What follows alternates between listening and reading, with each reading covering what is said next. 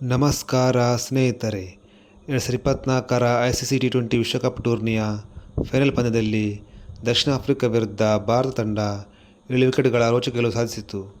Toss ಗೆದ್ದು ಮೊದಲು bat ಮಾಡಿದ್ದ ಭಾರತ ತಂಡ ತನ್ನ ಪಾಲಿನ 20 ಓವರುಗಳಿಗೆ 7 ವಿಕೆಟ್ಗಳ ನಷ್ಟಕ್ಕೆ 176 ರನ್ನುಗಳನ್ನು ಕಲೆ ಹಾಕಿತು.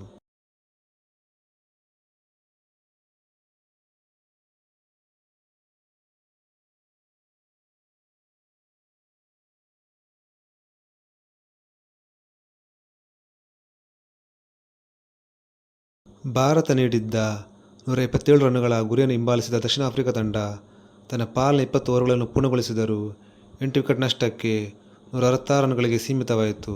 ಆ ಮೂಲಕ 7 ರನ್ನುಗಳಿಂದ ಸೋಲು ಒಪ್ಪಿಕೊಂಡಿತು.